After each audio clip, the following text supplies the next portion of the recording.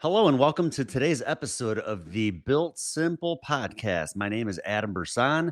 Please don't forget to like, subscribe, share, all that good stuff that can help us grow and be able to share this with more and more people in the industry that can use it. So, a little bit of rebranding, changed the name to the Built Simple podcast. And I I was playing ping pong with my daughter one night, and we play quite often. She's getting pretty good actually. And when we were playing, she scored on me, and she's like, "Yeah, I'm just built different."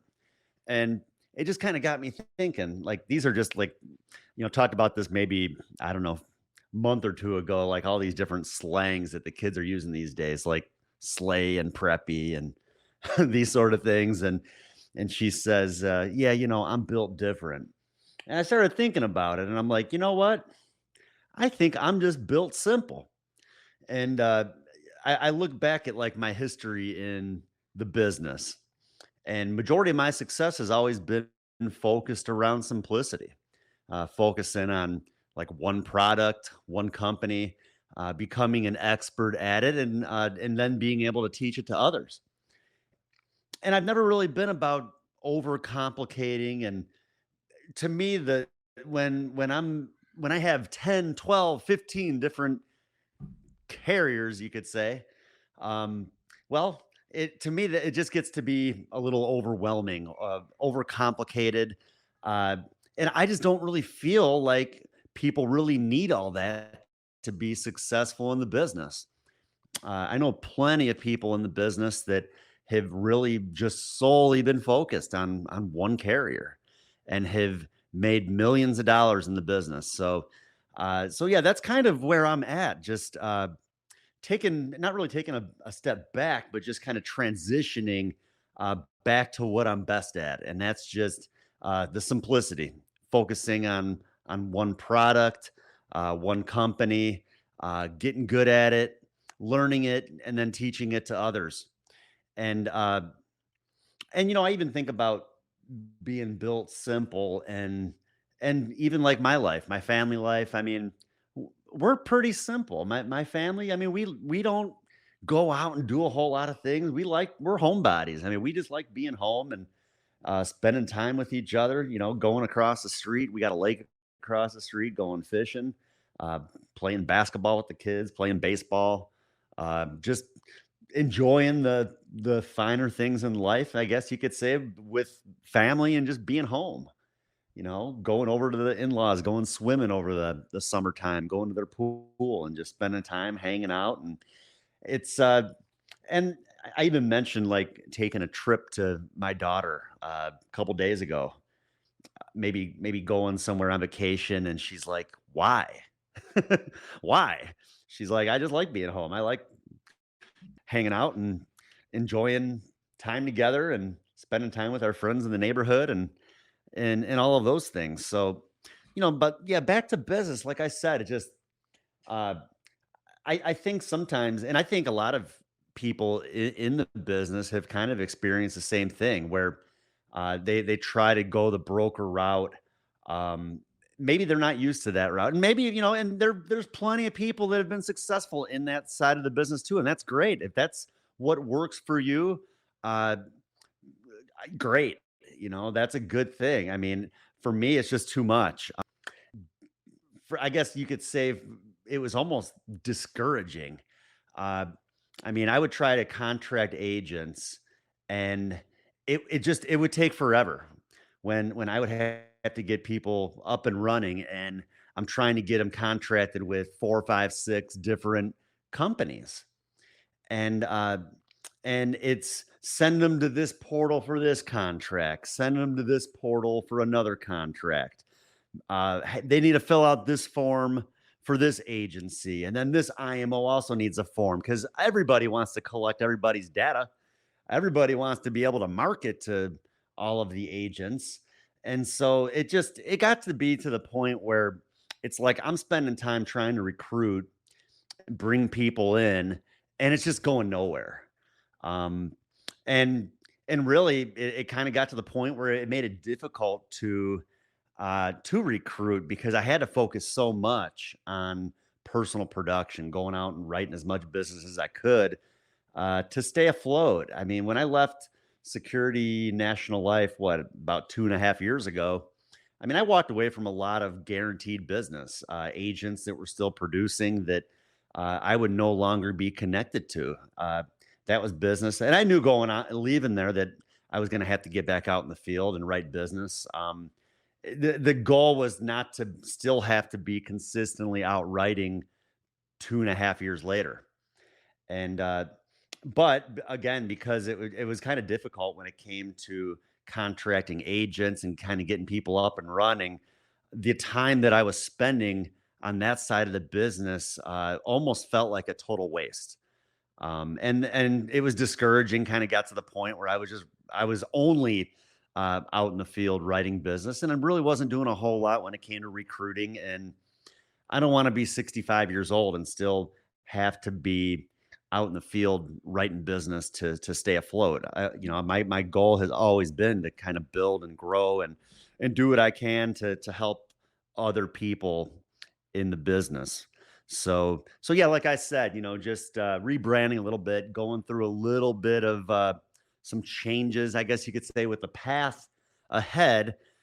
And but there's just, like I said, there's multiple factors, and I think that it's happened to a lot of agents in the industry too. I mean, I got hit hard with roll up debt from one agent. I didn't even have a whole lot of agents, like I said, because the contracting processes were just so complex and difficult, and just took forever to people to get up and running. So I didn't even have that many agents uh, on the broker side, but I had one that wrote a lot of bad business. And again, being that it wasn't simple and wasn't able to just strictly focus on the one company, I didn't have time to be going into portals of 5, 6, 7, 8 different carriers every day and looking up production and keeping track of those things. But because I didn't have that sort of time, it affected me. Got hit with a real big roll up debt from an agent that wrote a lot of bad business.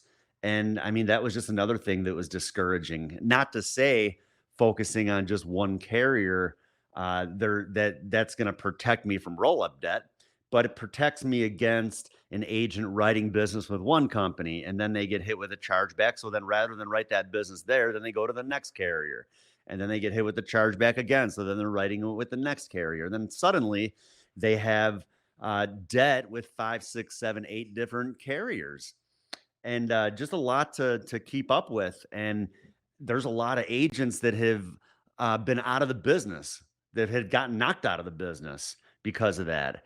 And it's just, honestly, I don't think it's fair. Yeah, maybe we're the people that have recruited these people and we've worked with them, but at the end of the day, I mean, I think they need to be held accountable a little bit more uh, when that comes to, I don't know, maybe legal action being taken against them.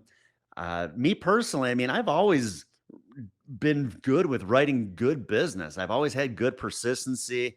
I mean, my persistency usually hangs around 90%. And, very seldom do I get an email about a payment being missed or a cancellation. I mean, I do what I can for my clients and I try to keep them happy and they stay with me. But it's kind of lousy to bring people in that don't do things the right way and then really get hit hard and affected by it to the point where uh, just like I said, just kind of realize this isn't the path I want to go. So, but anyways, that was really about all I wanted to talk about today. Just like I said, kind of rebranding, focusing a little bit more on just keeping things simple. Still going to be doing podcasts regularly, and I'll be bringing on guests, and I'll still be doing my trainings. Uh, so feel free to go to adambrsan.com and submit a inquiry, ask for an invite to the trainings. I can add you to the email list. Love to have you on. And yeah, we're just going to kind of keep going here. So looking forward to kind of the path that we got going forward. It's been actually a lot of fun the last couple weeks, and I have a lot of big things planned. So not really throwing everything out there yet exactly what I'm doing. Still kind of learning and uh, getting used to the ways of doing business. Back on more of a one company focus. That's another thing, real quick. Talking about this terminology when we talk about uh, brokers and all the carriers they have. Uh, that's just a word that I've never really liked. Carrier. To me, it makes the company feel like they're nothing more than just an option in an agent's briefcase. I guess you could say they're just another application in the briefcase. I mean, these days, of course, I mean it's an application on the iPad, but I mean, when you say carrier, that's how I look at it. It's nothing more than just another option. And and then the broker agents are like, I can't believe this company doesn't appreciate me more. I wrote 50,000 in premium with them this year. Well, you gave that company 95% of your business was direct express uh, debit card business. The other 5% was modified business. And it's because you're just treating like I'm nothing more than just an option. You're giving this company poor quality business. And and that's the thing where I don't think it's good for the companies when agents are only writing certain types of business with them. They're getting poor quality business. Even when I was at Security National Life, I mean, we tried to do it both ways, where we tried to build kind of like a career model, but then we also had the brokers, and the brokers totally abused us when it came to the type of business they would be writing. They were just looking at the niches. Like at the time when I started there, we had really good modified rates, and that's all people wanted to use us for, was the really good modified rates. And also we were able to write people through the age of 90 years old.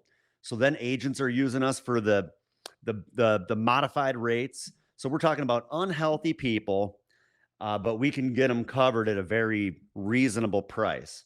So then agents would have higher contracts with other companies, and then they would just give us their modified business. And then they'd give us their debit card business, their direct express business, because we accepted it.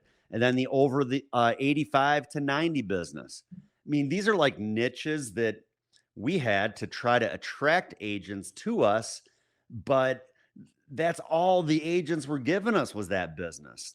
And like, I just knew that sooner or later it was going to affect us as a company when I was there. Uh, and I knew that sooner or later they were going to have to raise those modified rates. And I know that I think COVID was probably an issue with some death claims and that too. But it just again, it's not the company, it's the agents that are out there that are abusing the different companies, or as the brokers would call them, carriers, and only using them for those little niches. And so like I said, that's where I've always kind of been more focused on just keeping it simple, focusing on the one product, the one company, becoming an expert at that, and then bringing other people in to teach them how to be successful in kind of like the same program, the same format. Uh, so anyways, that's where we're at.